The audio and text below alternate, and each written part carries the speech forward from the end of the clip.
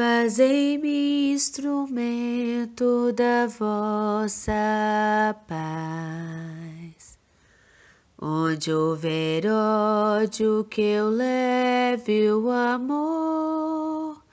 Onde houver ofensa, que eu leve o perdão.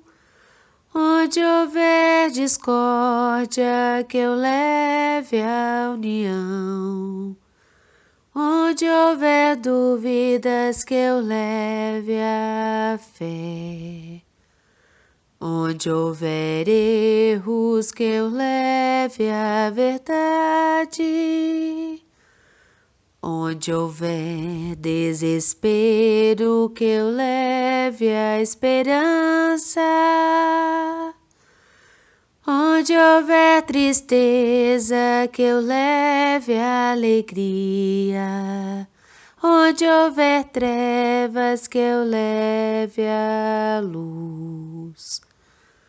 Ó Mestre, fazei que eu procure mais consolar que ser consolado, compreender que ser compreendido, amar que ser amado, pois é dando que se recebe, é perdoando que se é perdoado, e é morrendo que se vive para a vida eterna. Ó Mestre, fazei que eu procure mais consolar que ser consolado, compreender que ser compreendido, amar que ser amado, pois é dando que se recebe, é perdoando que se é perdoado, e é morrendo que se vive para a vida eterna. Amém.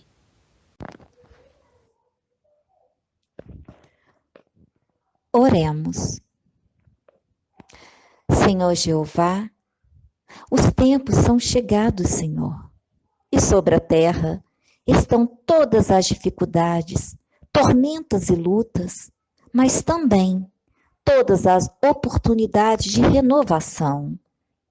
Irmãos, somos convocados à luta, somos convidados às reconstruções necessárias. Os dias atuais são ocasiões formidáveis para que cada um de nós possa dar conta do nível das próprias responsabilidades, do que lhe compete realmente na esfera dos compromissos para com a vida. Tudo é possível àquele que crê, consoante os escritos do evangelista Marcos. Os tempos são chegados, mas são chegados exatamente para que empreendamos sob o norteamento da doutrina imortal. Se nos empenharmos, lograremos conquistas de excelência no campo do espírito. O que estamos então operando? Que orientações, que propostas, que tarefas estamos encetando junto às famílias, aos indivíduos, para fortalecê-los, encorajá-los, permitindo-lhes ver valores em si mesmos. Os tempos nos exigem agora uma postura ativa, cristã, espírita, vibrante. Esse é um momento de nova convocação. Estejamos então atentos e unidos certos de que o nosso destino é o da aventura, o da alegria e da paz após os deveres cumpridos. Que assim seja. Bom dia, meus irmãos. A leitura do nosso Evangelho nessa manhã está em João, capítulo 4, versículo 18 ao 21. No amor não existe medo. Pelo contrário, o perfeito amor lança fora o medo, porque o medo envolve castigo. E quem teme não é aperfeiçoado no amor. Nós amamos porque Ele nos amou primeiro. Se alguém disser, amo a Deus, mas odiar o seu irmão, esse é mentiroso. Pois quem não ama o seu irmão, a quem vê, não pode amar a Deus, a quem não vê. E o mandamento que dele temos é este: quem ama a Deus, que ame também o seu irmão. Que assim seja. Bilhetes. Se tens o leve agasalho do santo calor da crença, exemplifica o trabalho, sem cuidar da recompensa. Não peças aprovação do mundo pobre e enganado. Recorda que o mundo vão é grande necessitado. Vais procurar aventura? Toma cuidado. Os caminhos são crivados de amargura, atapetados de espinhos. Acalma-te na aflição, modera-te na alegria. Não prendas o coração nos laços da fantasia. No curso de aquisições, não vivas correndo a esmo. Esquece as inquietações, toma posse de ti mesmo. Recorda que tua vida é sempre uma grande escola. Muita fronte encarnecida é fronte de criançola. Não perguntes ao passado, pela sombra, pela dor.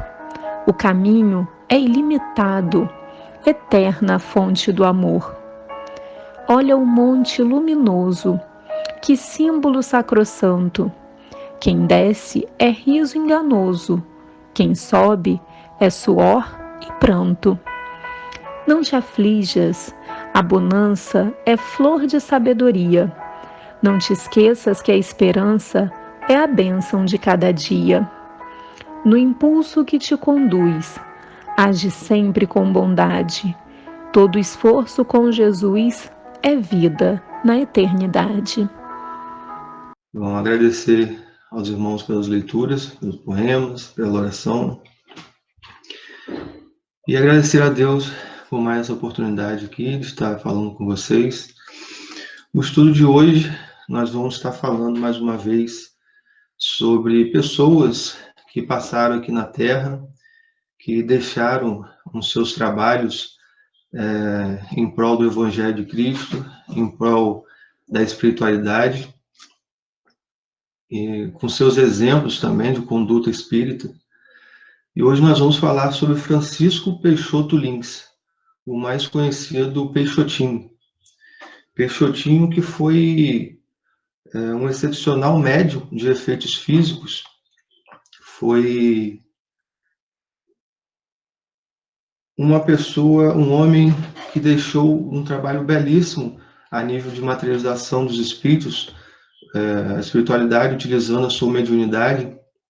Deixou também belos exemplos, né, durante toda a sua vida, de coragem, exemplos de humildade junto com sua família, exemplo de alegria, de uma pessoa feliz, uma pessoa alegre, uma pessoa brincalhona e uma pessoa de muita fé no Evangelho, uma pessoa que buscou sempre o trabalho duro diante da espiritualidade. Foi um homem, foi um pai, foi um marido que deixou esses exemplos. E foi uma pessoa que esteve muito próximo de nós aqui, campistas, pois ele, no final, nos últimos anos da sua vida, ele viveu aqui em Campos, trabalhando em várias casas espíritas, uma delas a Casa Espírita Joana d'Arc, e foi um dos fundadores também da Casa Espírita Araci, nome até em homenagem à sua filha, que nós, no decorrer do estudo, vamos estar falando também sobre ela. Deixo aqui também um agradecimento especial ao Grupo Espírita Araci, que solicitamente me cedeu o livro Materializações do Amor, esse livro de Humberto Vasconcelos, que é uma biografia da vida e obra de Peixotinho, onde mostra toda a sua trajetória ali, desde o seu nascimento até o seu desencarne aqui em Campos, né, no dia 16 de junho de 1966. Bem, iniciando a vida de Peixotinho, ele ingressa na sua encarnação aqui na Terra no ano de 1905, no dia 1º de fevereiro, na cidade de Pacatuba, no Ceará, em Fortaleza. E desde cedo ele fica órfão de mãe e vai morar com seus tios maternos.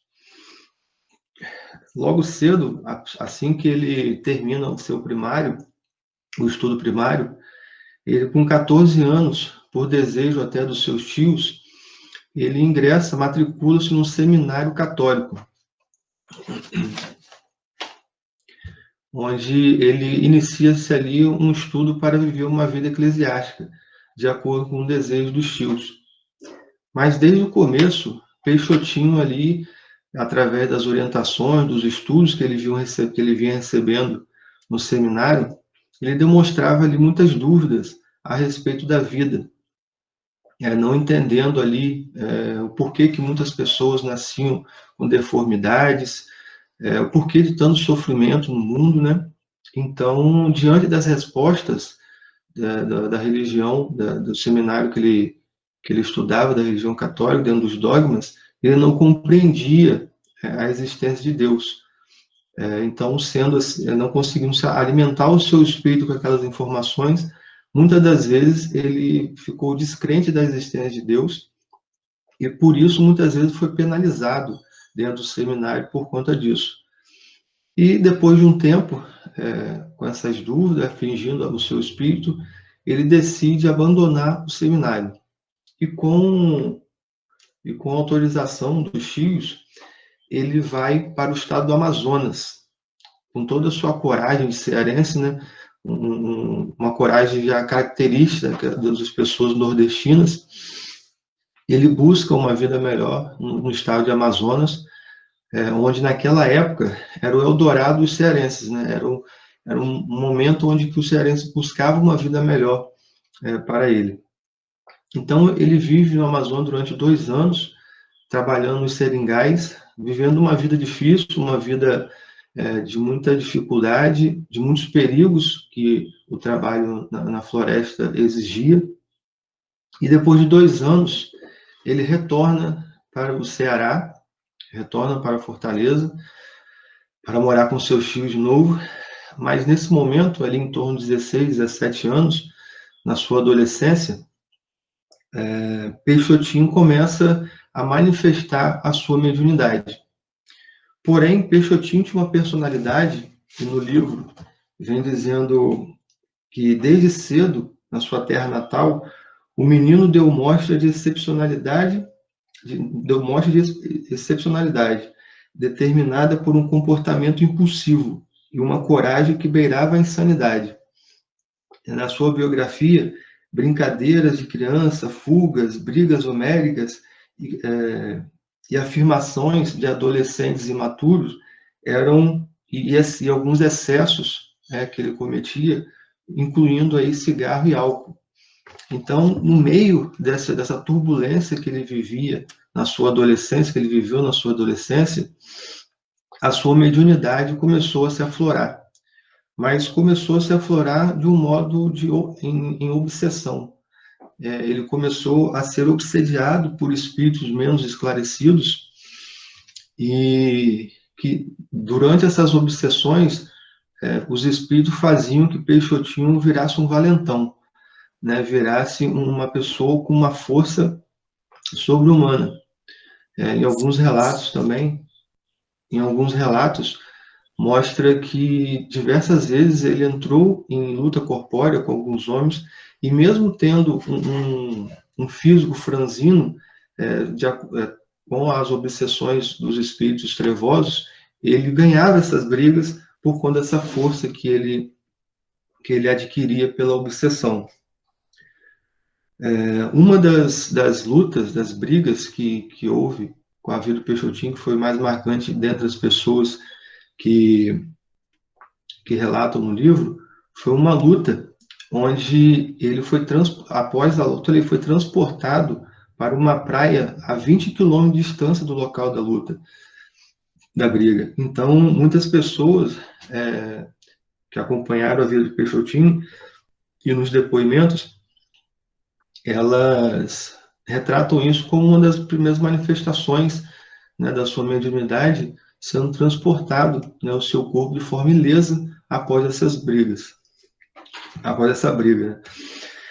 Então, Peixotinho, nesse momento, temendo a sua própria vida por conta dessas obsessões, ele decide ficar em casa, não sair mais de casa.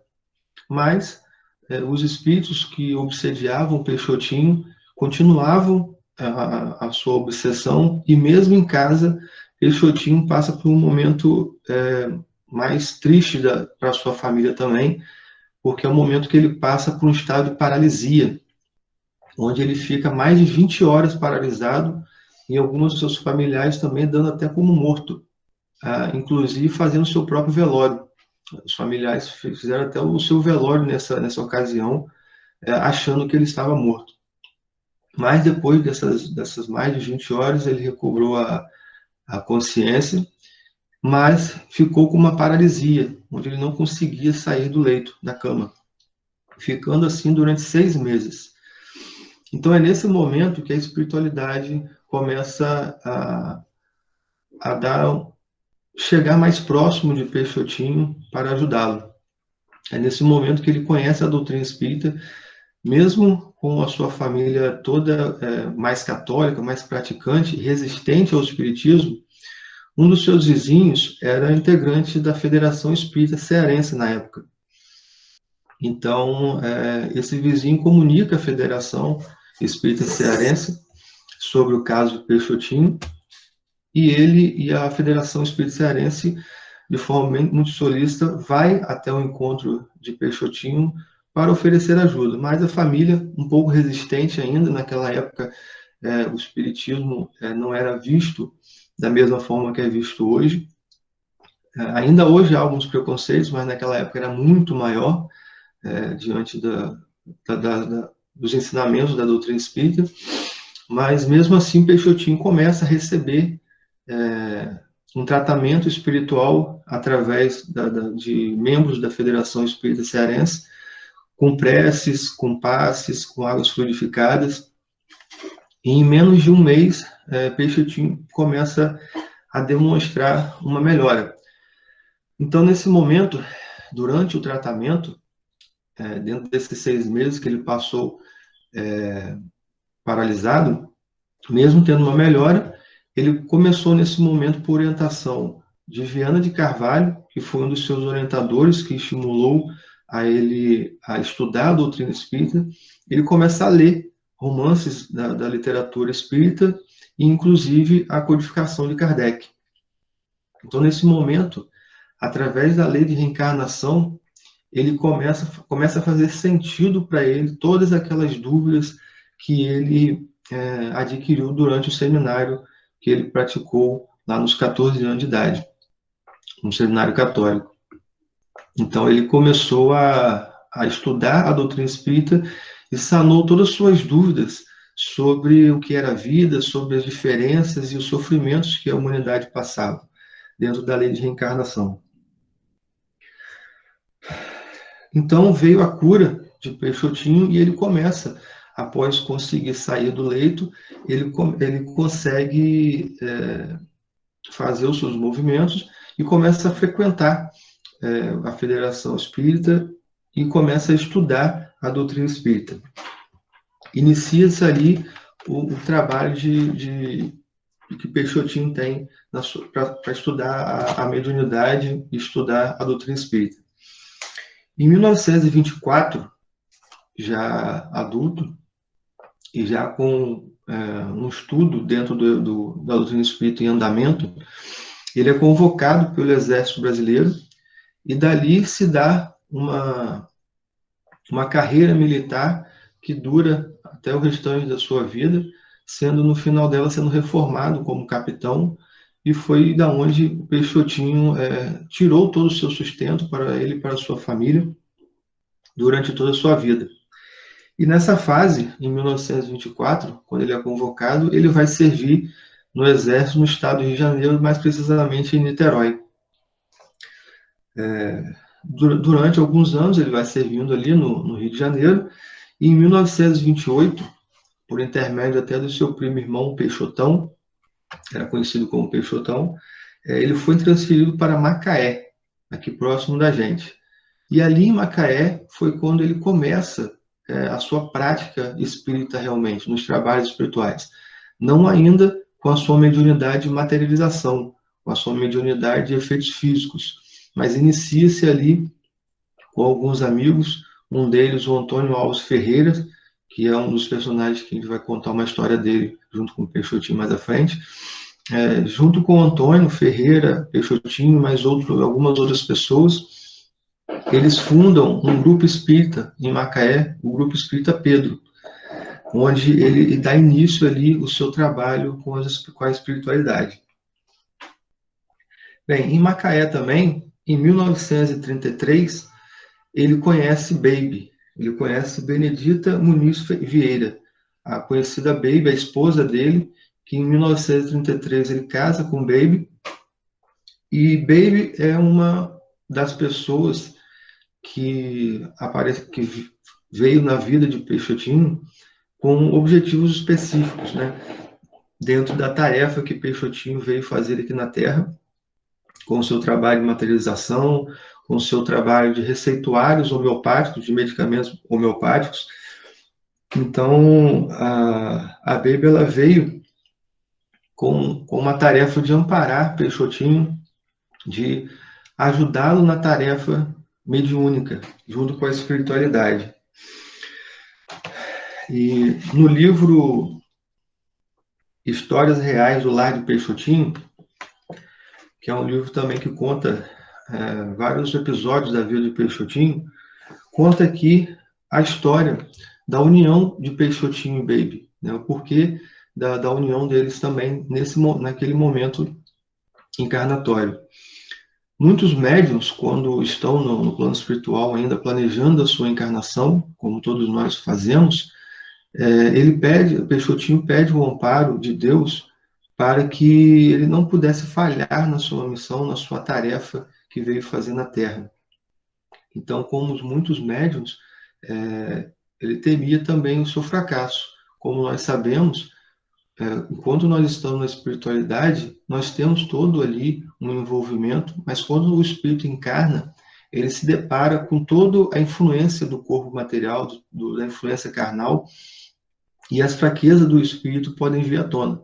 Como eu já falei aqui, Peixotinho também tinha alguns vícios, tinha algumas coisas para resgatar aqui na Terra, e essa tarefa poderia fracassar.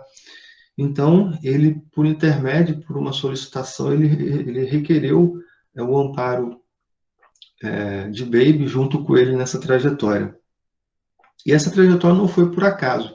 Como tudo na espiritualidade, tem um porquê, tem um motivo e tem um tempo para acontecer, né?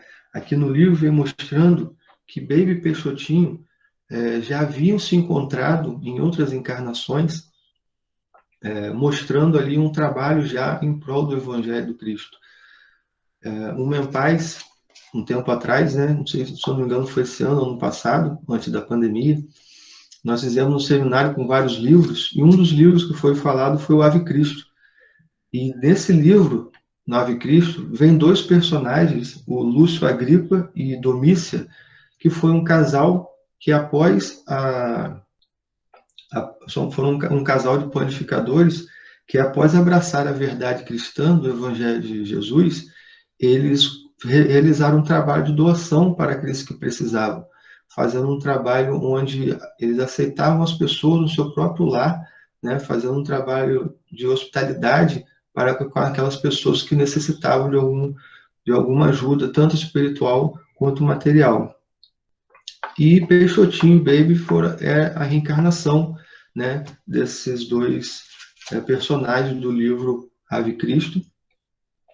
Então, e uma das coisas que Peixotinho e Baby, a família de Peixotinho, faziam nessa encarnação foi exatamente esse trabalho de hospitalidade, né? Dentro de algumas reuniões que Peixotinho realizava em seu lar, ele sempre tinha esse hábito, sempre estava com as portas abertas para receber aqueles que necessitavam de algum amparo. E Baby estava sempre ali ao lado de Peixotinho. A partir de 33, quando eles casam, até o seu desencarne, sempre estava ali amparando e ajudando não só Peixotinho, mas principalmente a espiritualidade. Um exemplo de muita dedicação para o trabalho que a espiritualidade precisava realizar naquele momento com o intermédio do instrumento Peixotinho, o médico Peixotinho.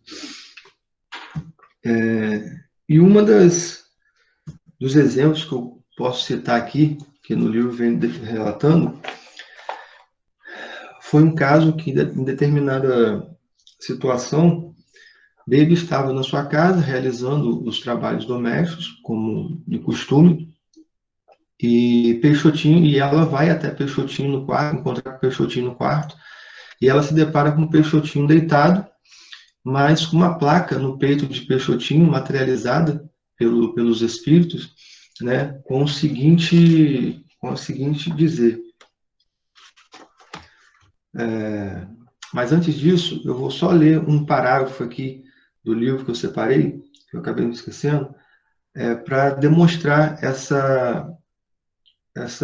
esse amparo de Baby realmente. Por já se conhecerem tão bem e terem em comum um certo amor ao sacrifício que a fidelidade a Jesus nos exige, por já terem exercitado por isso por muitas encarnações juntos, é que Peixotinho solicitou a Deus a presença de sua alma irmã junto dele nessa última encarnação de grandes desafios. Sem ela, sem a Baby, é possível que ele não tivesse direcionado de forma tão produtiva seu talento mediúnico. Era ela o esteio, a fortaleza, a certeza do amparo e da partilha, nas lágrimas e no riso.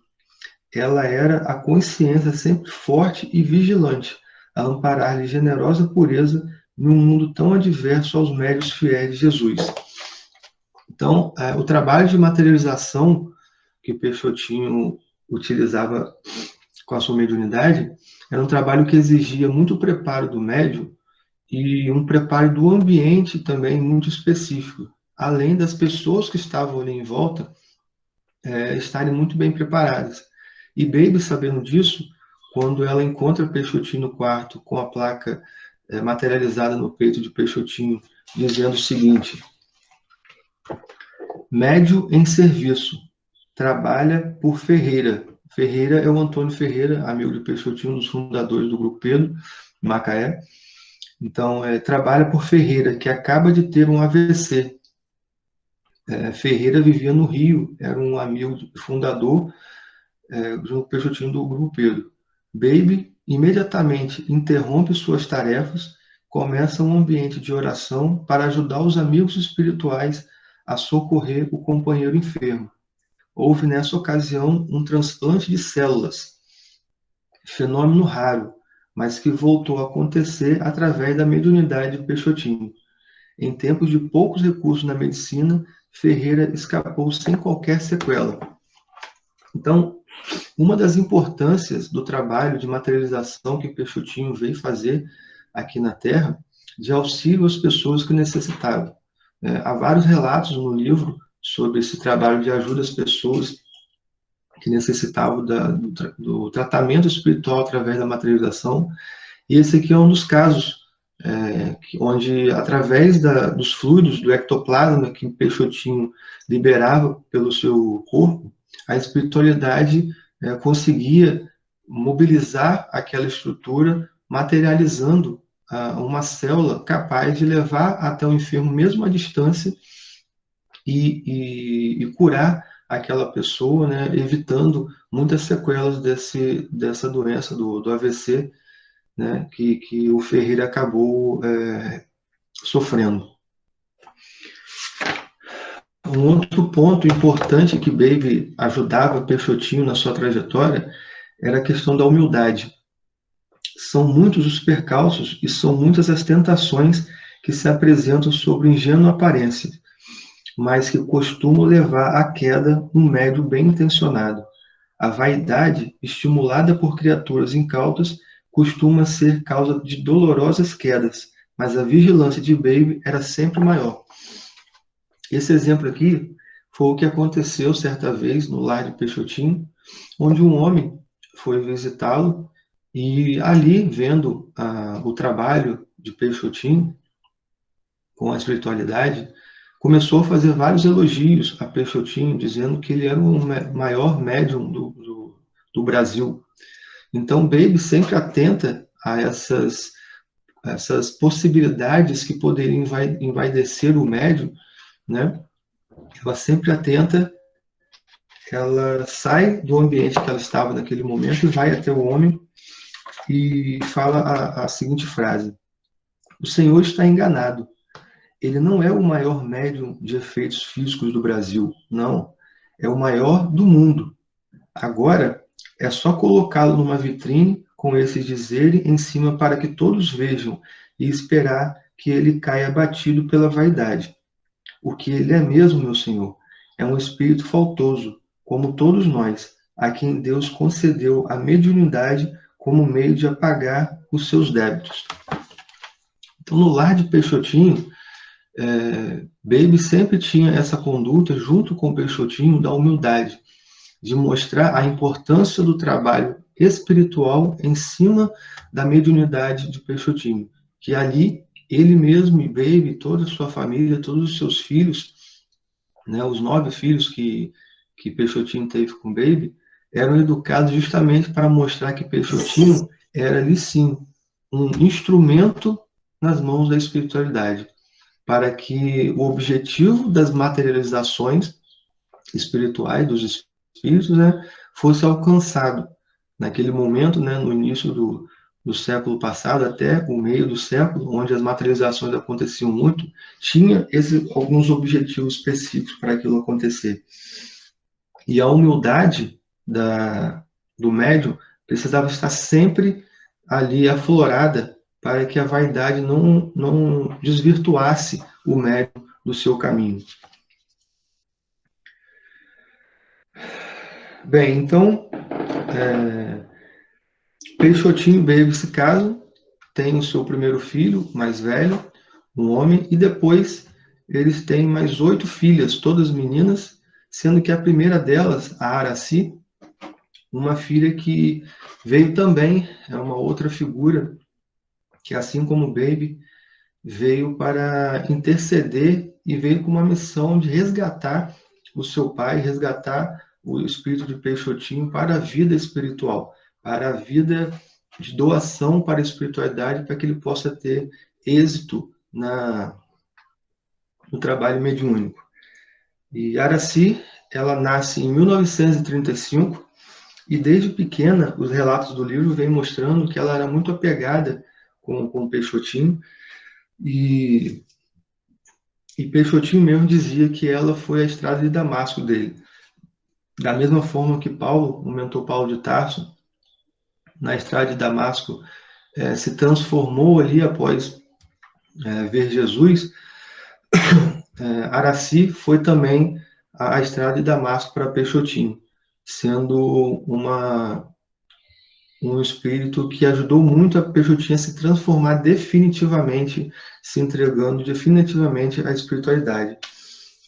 A história de Araci vem nos contar no livro que ela, em determinado momento da sua infância, naqueles 1 ano e meio que ela esteve encarnada, né, ela ficou doente em determinado momento, e Peixotinho, como sempre, ele sempre buscava ajuda espiritual com os medicamentos homeopáticos para toda a sua família quando vinha algum tipo de doença. Então, nesse momento, ele também, com a mesma atitude, busca a espiritualidade para medicar a Araci. Mas a espiritualidade vem até Peixotinho e diz que ele precisa buscar um médico terreno para tratar de Araci. E Peixotinho, muito obediente, muito confiante na espiritualidade, e a espiritualidade sabendo já o objetivo daquela doença que veio em Araci, ele busca um médico do exército, o doutor Napoleão, e Araci começa a ser medicada pelo doutor Napoleão, onde ele diagnostica uma pequena gripe em Araci. E Araci começa a ser medicada, mas com o tempo ela não apresenta melhora. Inclusive, ela começa a piorar o quadro dela. Então, o médico, sabendo do histórico de Peixotinho, da crença de Peixotinho, sabendo que ele utilizava medicamentos homeopáticos, suspeitou que Peixotinho não estava medicando muito bem a Araci. Então, ele determina que o enfermeiro do exército pudesse fazer a medicação para Araci. Então, nesse momento, a Araci, em pouco tempo, ela vem a desencarnar nos braços mesmo do enfermeiro. Bem, nesse momento, Peixotinho fica, claro, muito triste, mas a tarefa de Araci foi exatamente uma vida de doação, uma vida onde, após o desencarne dela, ela se torna o guia espiritual de Peixotinho. E por que o livro fala que ela foi uma pessoa muito importante na vida de Peixotinho para sua transformação? Porque, como eu falei anteriormente, Peixotinho tinha alguns vícios, inclusive o cigarro, por exemplo, e o álcool, e toda vez que ele puxava um cigarro, após o desencarne da Araci, ela aparecia em espírito para ele, e aqui no livro mostra que ela, com o dedinho, falava que não, né, para o pai.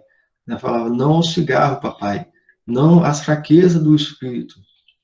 Então, naquele momento do desencarne de Araci, com essa ajuda que ela dava ao pai após o seu desencarne, é que Peixotinho se transforma realmente num médio de trabalho, de efeitos físicos, e dali em diante ele começa o trabalho de mediunidade das materializações.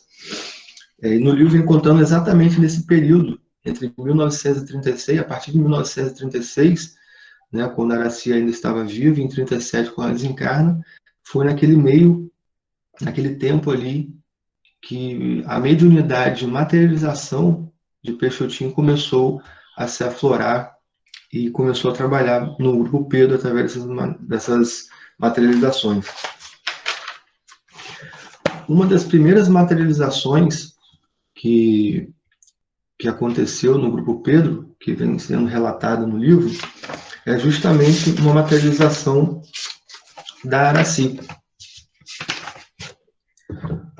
onde, durante uma reunião, né, eu vou até ler aqui o pedaço que fala que muitas flores e perfumes eram prenúncio de convivência fecunda entre encarnados e desencarnados, expressões materiais de delicadeza dos benfeitores espirituais.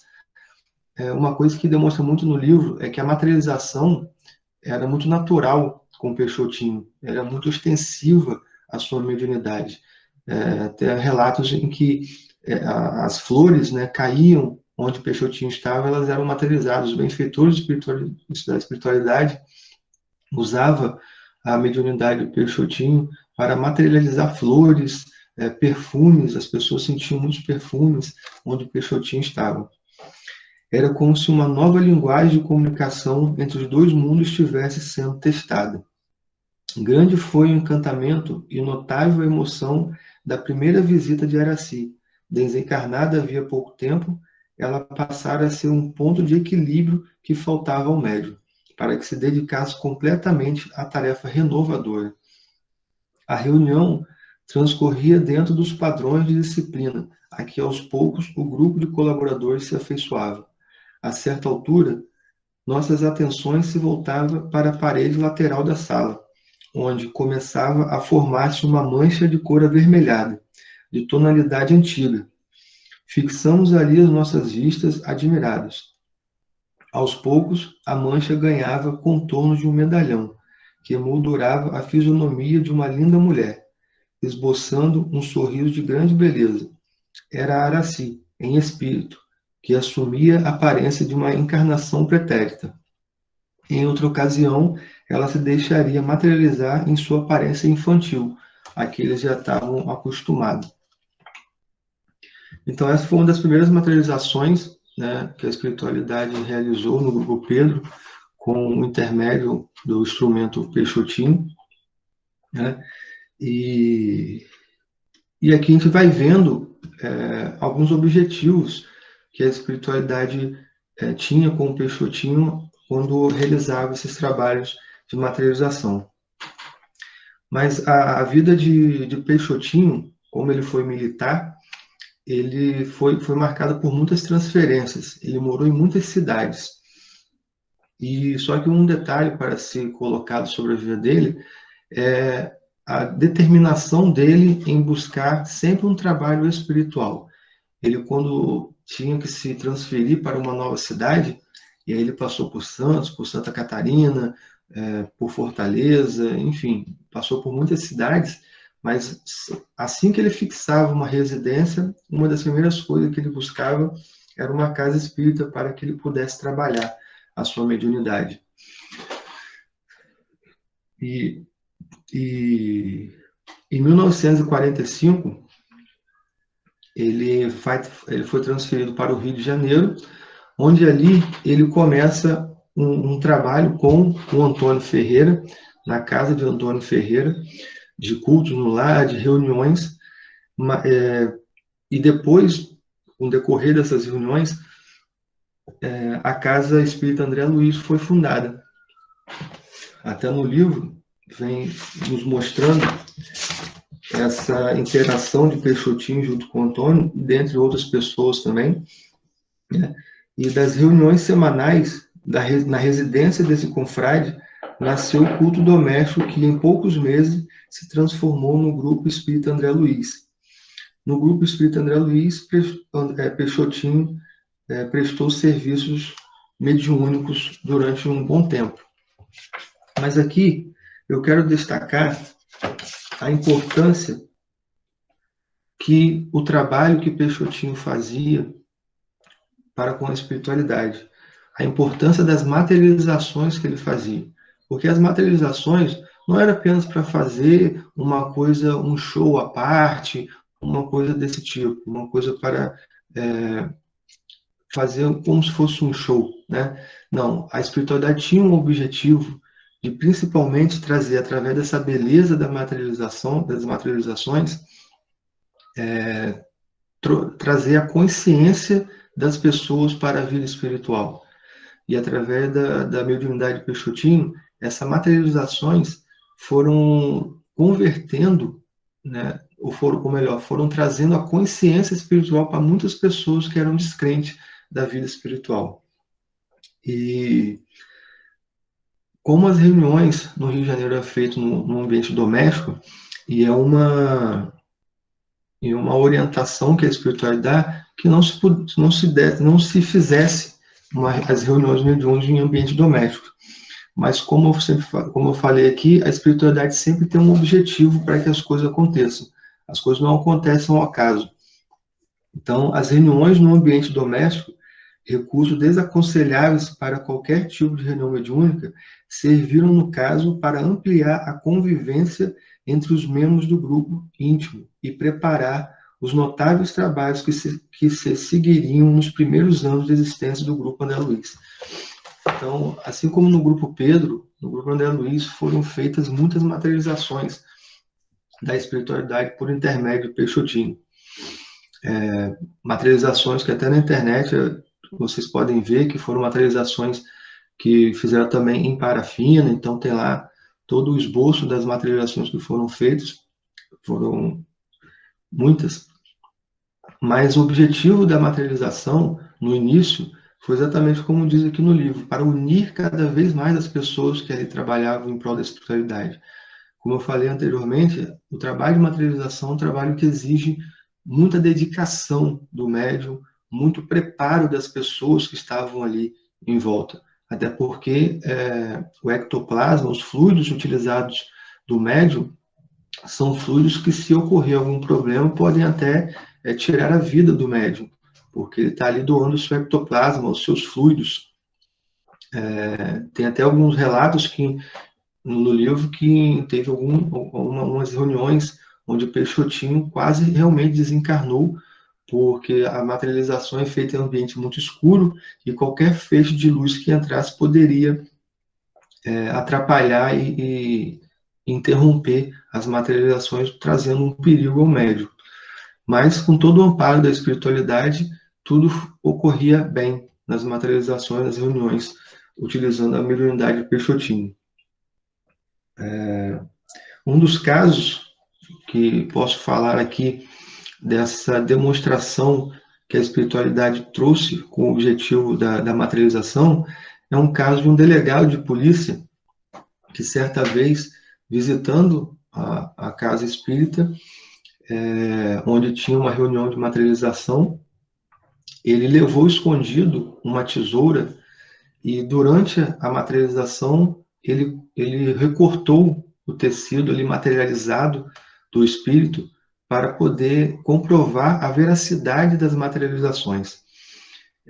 E é o relato no livro onde esse mesmo delegado, depois que realizou essa conduta incrédula, mas ele, atestando a veracidade das materializações, ele mesmo se incorporou ali ao grupo de trabalhadores do grupo, né, e se transformou também em um trabalhador do grupo espírita.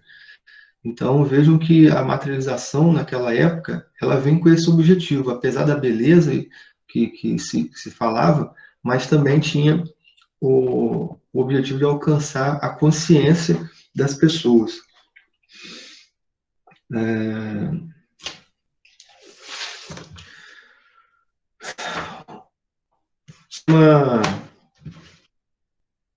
Um depoimento interessante que foi feito pela dona Ivone, aqui de Campos, ela é uma dos membros do grupo Espírita Araci, que contém aqui no livro Materializações do Amor.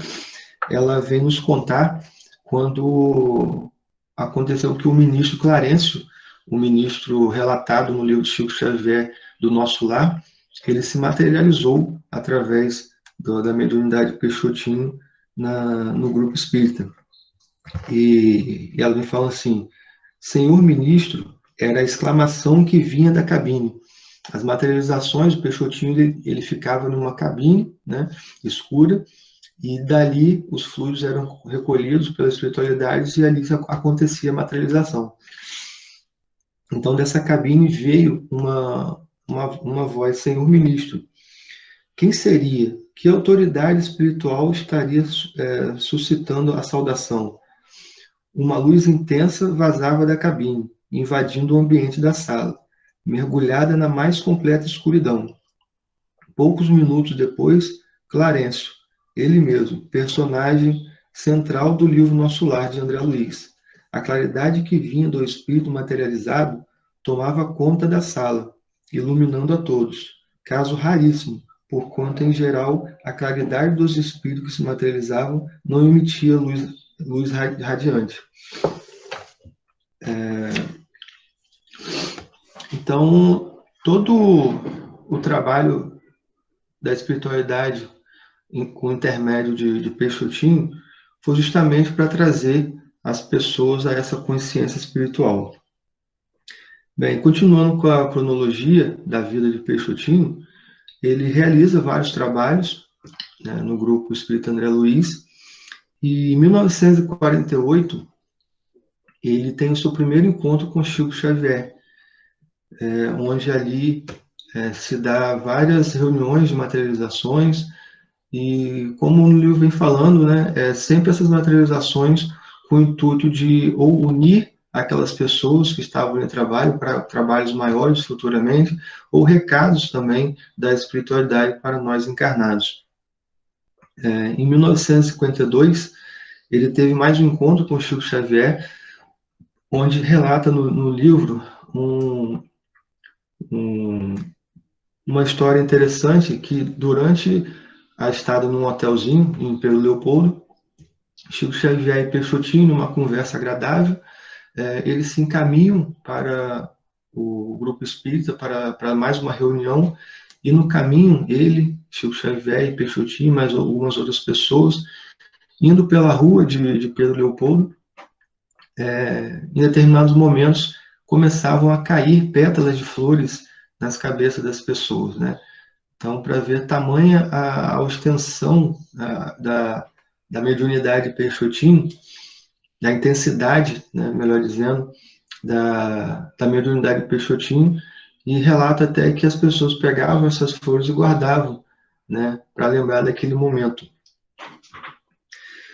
E em 1949, Peixotinho ele se transfere para Campos, onde ele fixa a residência, começa o seu trabalho de mediunidade também em alguns grupos aqui, como Joana d'Arc, e funda, é um dos fundadores do Grupo Araci, aqui em Campos, onde realiza vários trabalhos de materialização, vários trabalhos de receituário com medicamentos homeopáticos, e continua também o seu trabalho de ajuda aos enfermos, de ajuda às pessoas, deixando ali o seu exemplo de caridade, de humildade, para que nós possamos ter também como exemplo de seguir, né? Nós vemos Peixotinho como um homem humilde e que passou também por essas dificuldades da matéria, como todos nós, mas que sempre com o amparo divino e com o amparo das pessoas que estavam ao seu redor, ele conseguiu aí realizar as tarefas que ele veio fazer aqui, mostrar às pessoas a beleza das materializações, mostrar para as pessoas a importância da vida espiritual, a veracidade da vida espiritual e a importância também do auxílio para aqueles que necessitam. E em 1966, ele volta para a pátria espiritual, desencarnando, deixando aqui seus filhos, a sua esposa, com um trabalho muito bem feito em prol da espiritualidade. Bem, esse foi Peixotinho, Francisco Peixoto Lins. O livro Materializações do Amor possui vários relatos, vários depoimentos de amigos, de familiares de Peixotinho, várias outras histórias. Essa história, por exemplo, de cair pétalas de flores e perfumar um ambiente, relatados até por seus filhos, suas filhas, né? Que no ambiente doméstico, ali, às vezes até fazendo uma refeição, algumas flores caíam assim perto deles. Tamanha era o envolvimento de Peixotinho com a espiritualidade, se doando para a espiritualidade de forma inteira, para que os trabalhos pudessem ser realizados com êxito. Bem, então, finalizo aqui o nosso estudo sobre Peixotinho. Esse livro, Materializações do Amor, vai estar disponível na biblioteca lá do Mempaz. Tem um exemplar que eu vou estar deixando lá. Quem quiser pedir lá emprestado para ler, uma boa leitura, um livro enriquecedor, né, para uma boa experiência com a espiritualidade. Eu agradeço a todos e chamo agora o hino e a oração final. Muito obrigado e que possamos ter um excelente domingo. Em verdade, eu vos digo que se eles se calarem, as pedras é que falarão. Vossos velhos terão sonhos, vossos jovens profetizarão. Em verdade, eu vos digo que se eles se calarem, as pedras é que falarão. Vossos velhos terão sonhos, vossos jovens profetizarão. cajado de Moisés, o manto de Elias, escada de Jacó, as visões de Jeremias, hoje médiuns, antes profetas, faculdades não mais ocultas.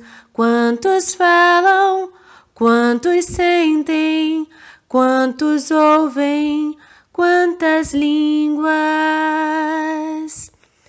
Em verdade, eu vos digo que se eles se calarem, as pedras é que falarão. Vossos velhos terão sonhos, vossos jovens profetizarão. Nas bodas de Caná, na cura das feridas, na transfiguração, nos dando água viva, sempre mestre, sempre profeta, ser divino, ser o guia.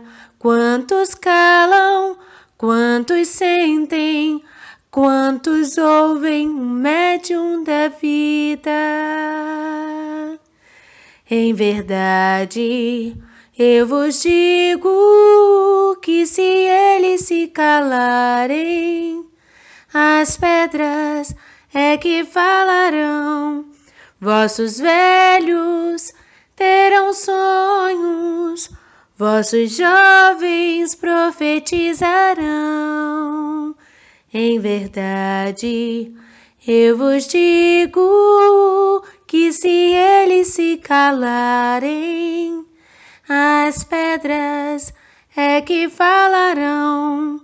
Vossos velhos terão sonhos, vossos jovens profetizarão.